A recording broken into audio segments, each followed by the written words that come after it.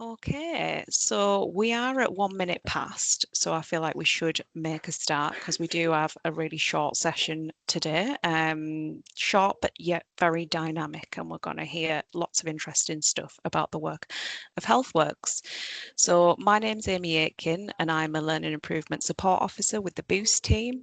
And thank you so much for joining this Lunch and Learn, which is planned in partnership with the North Cumbria Knowledge and Library Service.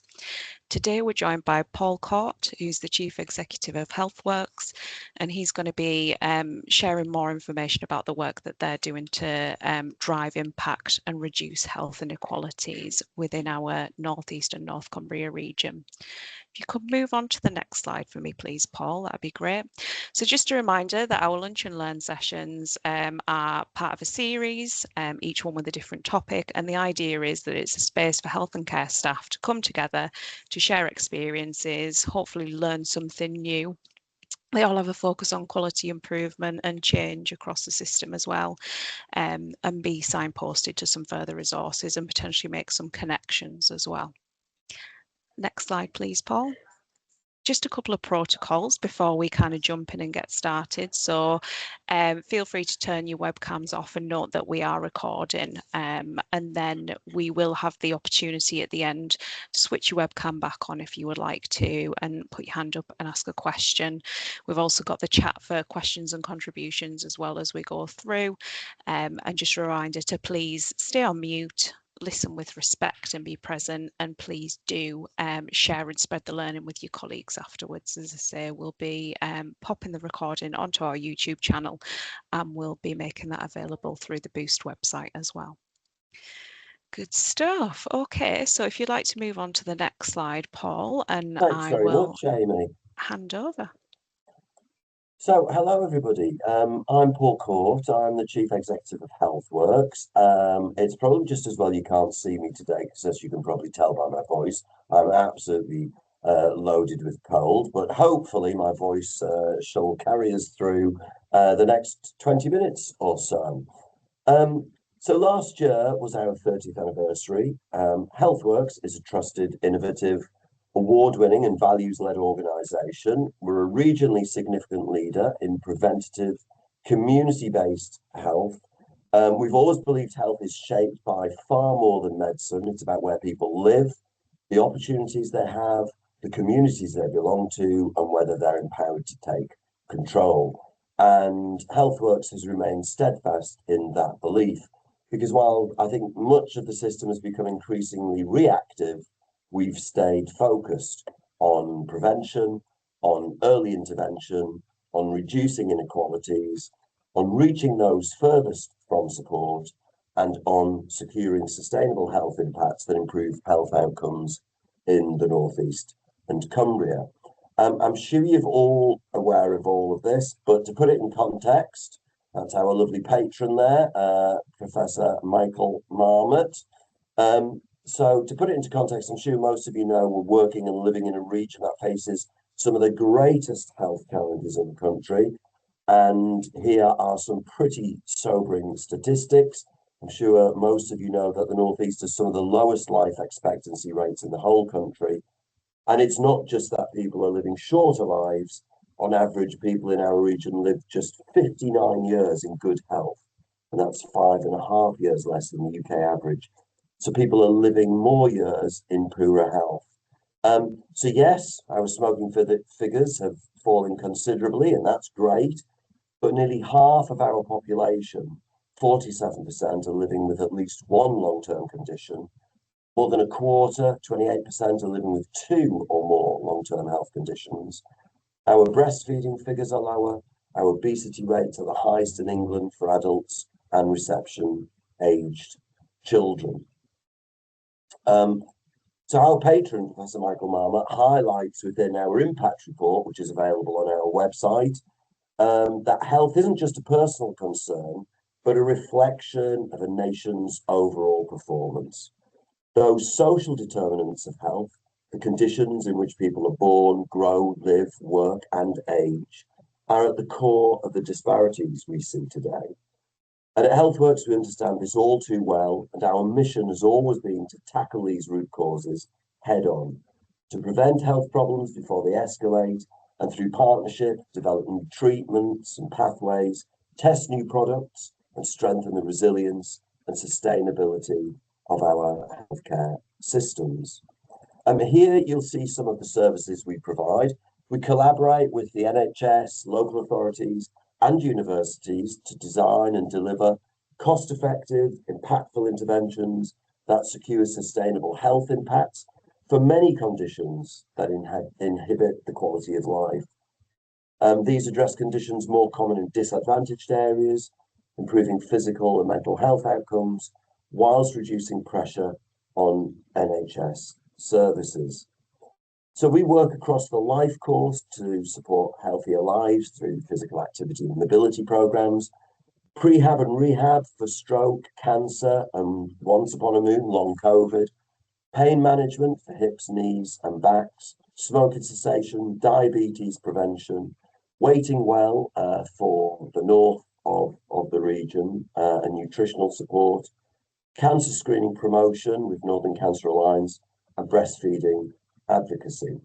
So we target areas of greatest need where health outcomes are poorest and services are most stretched. And this supports some of the ICB aims, delivering at place and in areas where there's greater dependence on health, social care, and other services due to those social determinant factors: low income, unemployment, lack of education, poor housing, and child poverty. But we're not just about treating illness. This is about prevention, education, and providing people with the tools to lead healthier lives.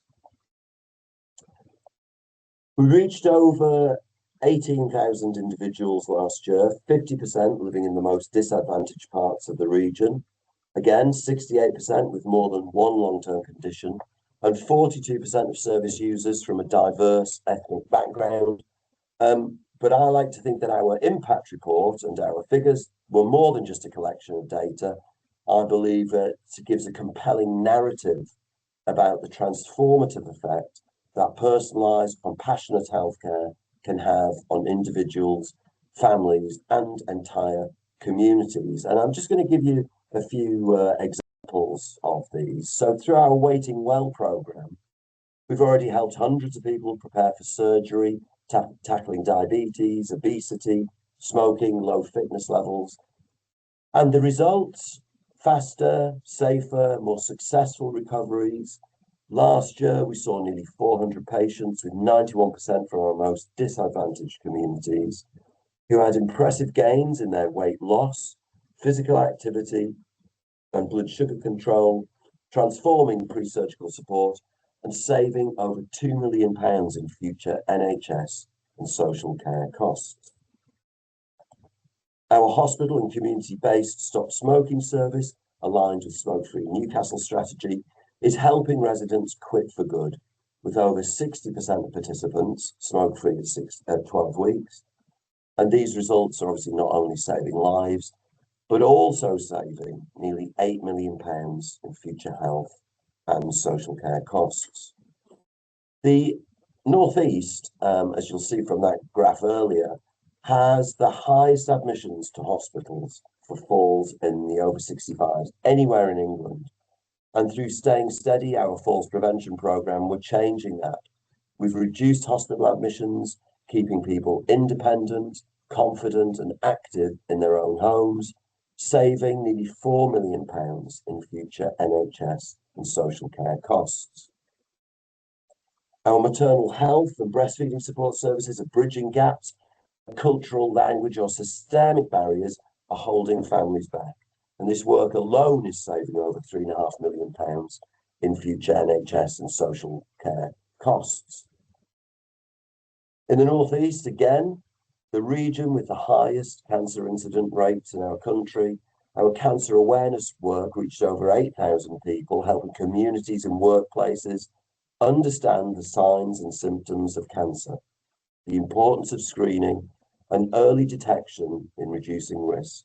Again, a future cost saving of over £6 million in future NHS and social care costs. I believe these outcomes speak for themselves. We've developed an interactive map powered by SportFin's data insights, and this map highlights the geographical reach of our engaged clients, how our services are distributed and aligned with areas experiencing the highest levels of disadvantage. And here you'll see we cover pretty much the whole of the northeast, North Cumbria region. There's obviously lots of empty gaps. Within those areas, it's mostly sheep and fields. But you'll see we stretch over to Carlisle, Cumbria, up to the borders of Scotland, all the way down the northeast coast to the borders with North Yorkshire. Having maps and having a kind of a thing like SportFin enables us to plan and target our resources where they have greatest impact. So this enables us to demonstrate the reach of our services and the tangible economic and social benefits we generate for the wider system. And I think this evidence base strengthens our ability to make the case for investment and supports our collaboration with commissioners and partners and ensures that the communities who need support most are at the heart of everything we do. So last year in total, our work generated an estimated £46.2 million in future health and social care savings through reduced health risks, fewer hospital admissions, and improved well-being. We've proven that prevention works and healthcare in neighbourhoods matters. It's cost-effective, evidence-based, and essential. These are numbers we're proud of, but it's also the people behind them who matter the most. As you'll see in our impact report, if you search that out on our website, in our case studies, it's people like Billy, who's now smoke-free after 50 years, Ruben, who's walking independently after balance classes, Fatima, supporting new mothers in her community, and Paula, who is one of our service users, who spoke very eloquently at our 30th anniversary impact event, and whose lives were changed not by chance, but by thoughtful, targeted support in the right place at the right time. These are real people, and this is real change. Healthworks has also become a respected research partner. We're helping bring academic research into real-world settings. We're embedding research into everyday community life, making sure that academic evidence benefits the very people it's meant to serve. We actively involve individuals with lived experience in the co-design and refinement of research projects, leading to higher uptake and more meaningful outcomes. And it's why Healthworks has been designated an NIHR research site.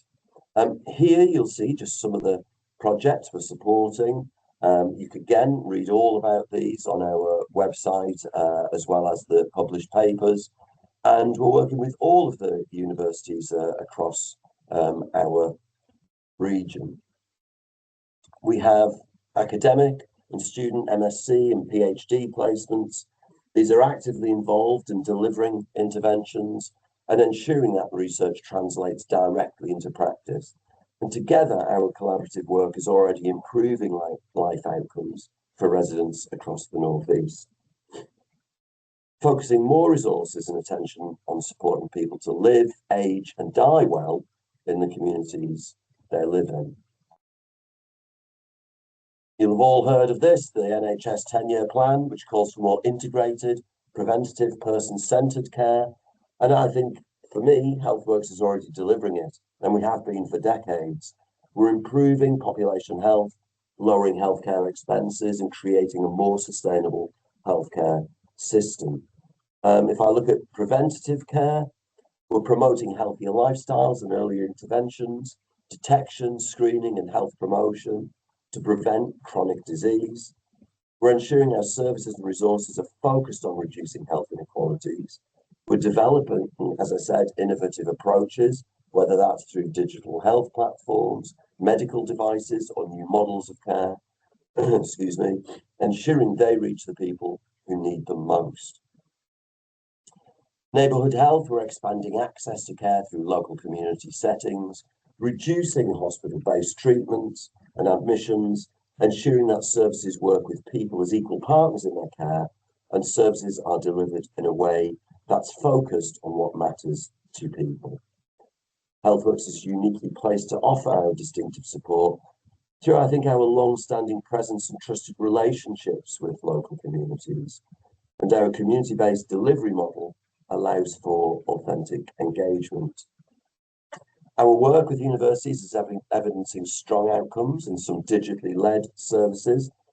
And this week we launched the first regional virtual prehab cancer service, the first of its kind in the country. I think certain towns might have had it, but this enables everybody across the Northeast North Cumbria ICB area to have access to high quality prehab.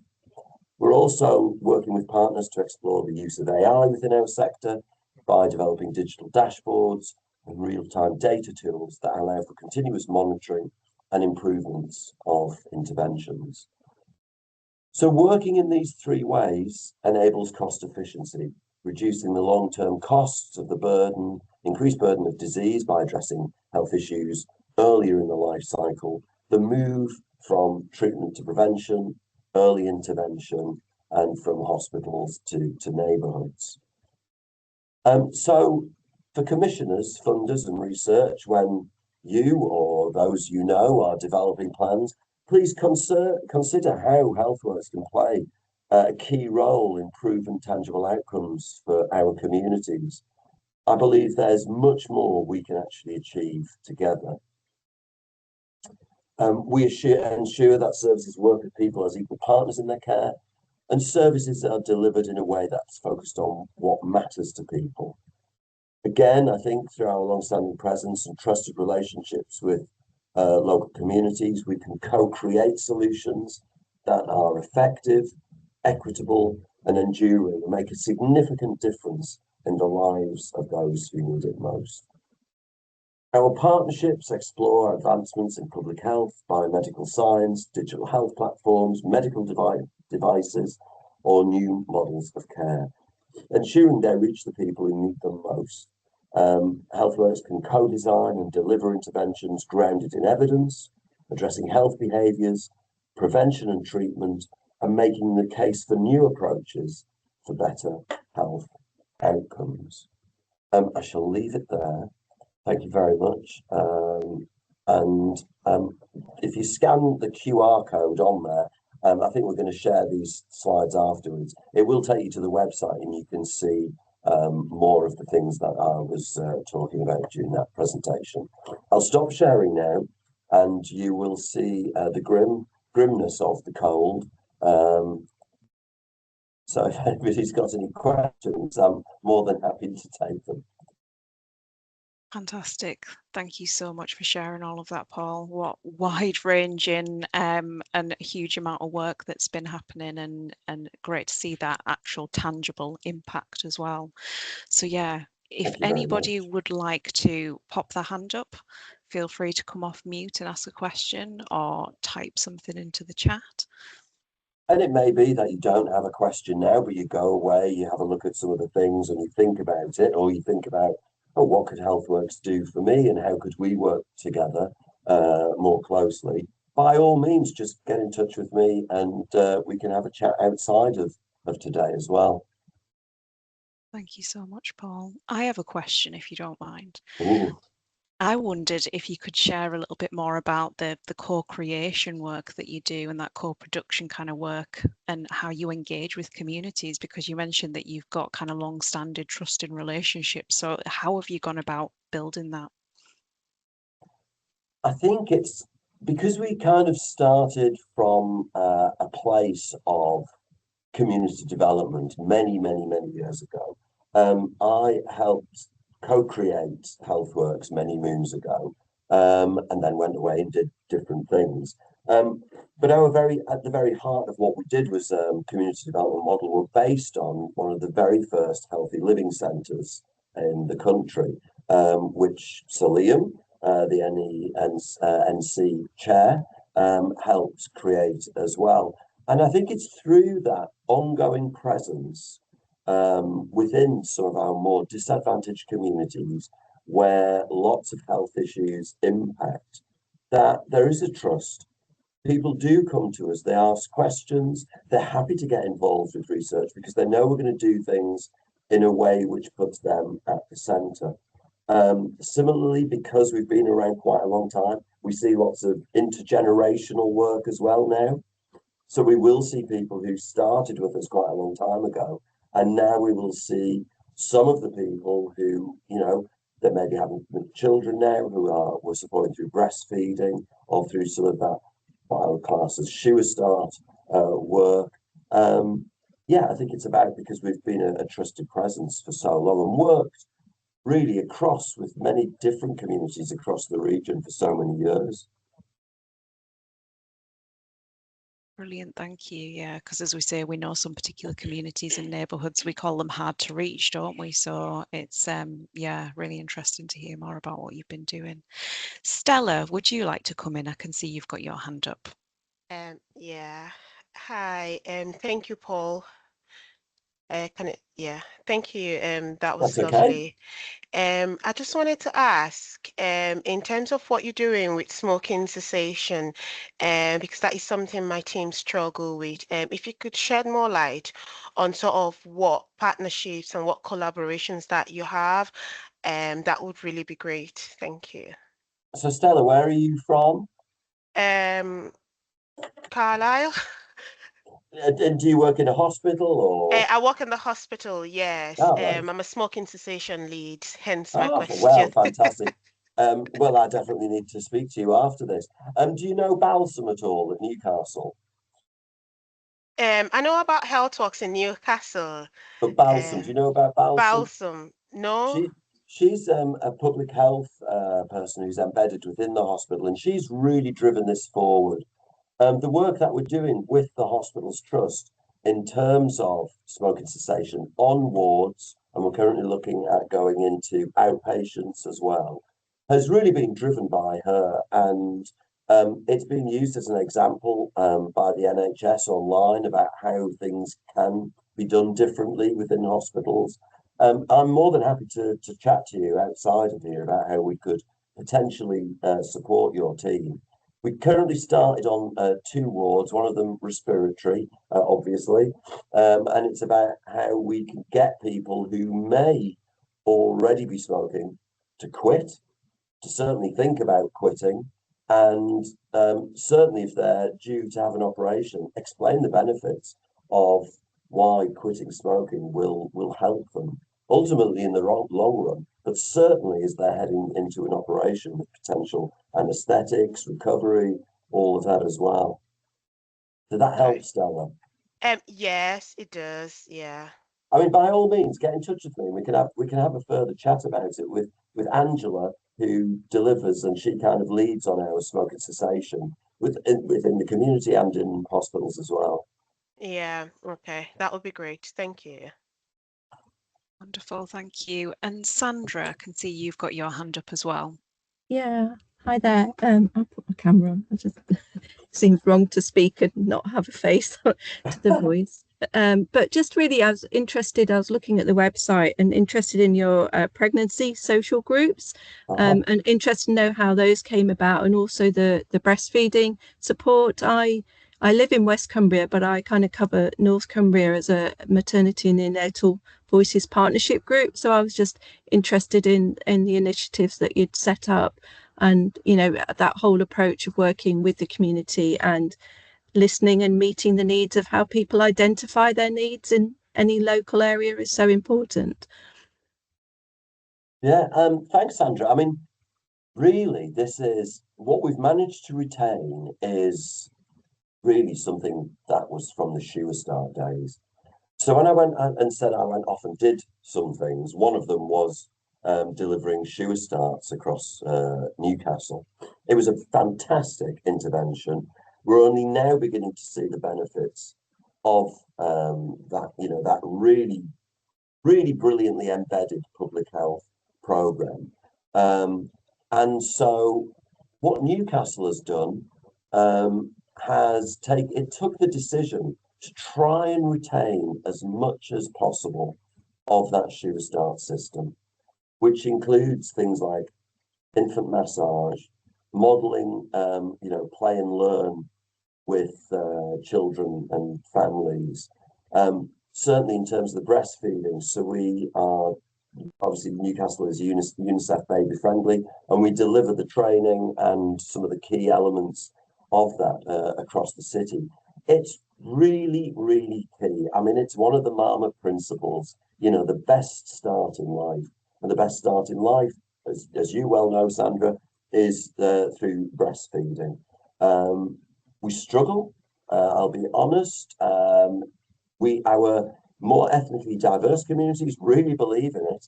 We struggle certainly with some of our kind of working class communities, and it's about how do we then, and this is I think where we're a bit different in terms of Shoe Start, because we recognised that the 20% most disadvantaged areas needed more. So when people talk about, equity and this, that, and the other, it's about giving everybody the same, it's not. It's actually about giving some people more in order that they can level up to others around them. So we've retained that in Newcastle. Breastfeeding figures across the region are up and down depending on where people live. Again, if there's anything we can do to support you, I'd be more than happy to chat to you about it with our breastfeeding lead.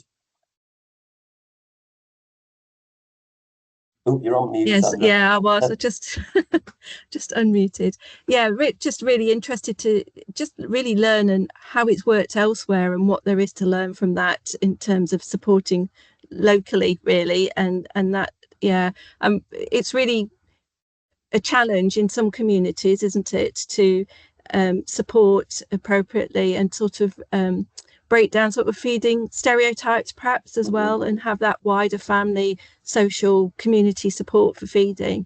But it was quite exciting recently to realise that the blood bikers that carry blood products for us from the West Coast and back and forth are now carrying human breast milk as well, to link up that milk to the mothers if they've been separated because the baby's gone across to tertiary level care and the mother's not quite well enough to travel yet. So those things are really important and probably really have another dimension to promoting how important breast milk is to outcomes as well, that it's actually a prescription now. So really things like that can change people's thinking about, you think of blood as the life product, and if you think about that human milk and its potential to heal as well. So thank you very much for your time really to speak today. Yeah, it's a pleasure. And of course, not only that, it's free. Yeah, well, that's the other thing. It's like, that's surely one of the best benefits of all. Equally, we know that not everybody is able to. And one of the things that our team do is to support people who aren't able to or are struggling. And that is also really, really key to having a successful breastfeeding strategy, really, is that support mechanism that you put in there as well. Absolutely. Yeah. It's time to sit with and listen to, really, isn't it? Yeah. Thank you. Great. It's a pleasure. Thank you both so much. Yeah, and the comment in the chat there as well from Donna saying thank you. Lots of great resources on your website. So yeah, please everyone do go and check that out. So conscious of time now, we're almost at the end and it's absolutely flown. So thank you so much again, Paul, for that. It's been really interesting. And what we'll do is we'll send out a feedback form for people afterwards if you'd like to give us feedback and access a certificate and things. We do have a couple more upcoming Lunch and Learn dates. So we do have one on the 18th of March, which is focusing on co-production of a peer support resource for young people living with CHD, and another one in April, 29th of April, and that's learning from failure before it happens, the Sunderland approach and the work that they've been doing to preempt failure. And I've just popped the link there in the chat for you to access those and book those. So thank you once again, everybody, and hope to see you at a future session soon. Thank you very much. Thanks. Bye. Thank you.